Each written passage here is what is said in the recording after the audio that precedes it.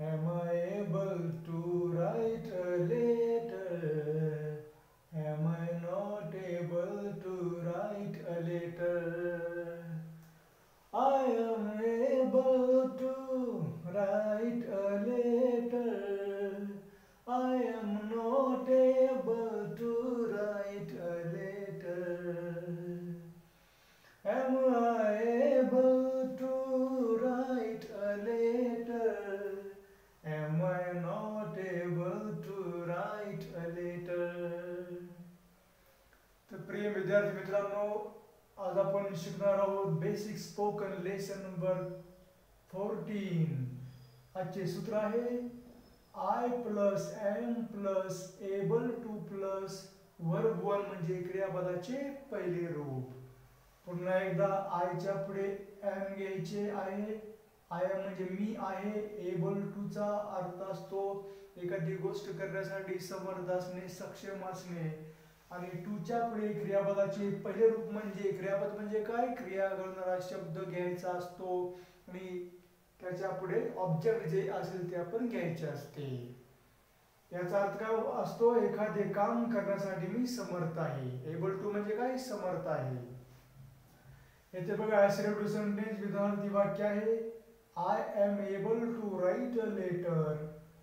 I am म्हणजे मी आहे, एबल म्हणजे समर्थ, टू राईट म्हणजे लिहिण्यासाठी काय, पत्र.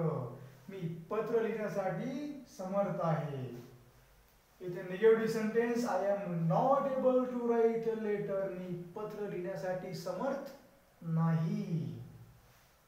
एस नो टाइप सेंटेन्स म्हणजे प्रश्न विचारण्यासाठी आपण याचा वापर करतो. Am I able to write a letter question mark म्हणजे मी पत्र लिहिण्यासाठी समर्थ आहे का. पुढे बघा am I not able to write a letter question mark मी पत्र लिहिण्यासाठी समर्थ नाही का. ओके, पुन्हा एकदा सूत्र काय आपले, subject plus am plus able to plus क्रियापदाचे पहिले रूप प्लस ऑब्जेक्ट. याचा अर्थ काय असतो, एखादे काम करण्यासाठी समर्थ आहे. परंतु एबल टू च्या पुढे क्रियापदाचे पहिले रूप म्हणजे आपण जी क्रिया करणार आहोत त्याचे रूप घेणे गरजेचे आहे. समजा आपल्याला म्हणायचे असते मी एकटा पुण्याला जाण्यासाठी सक्षम आहे.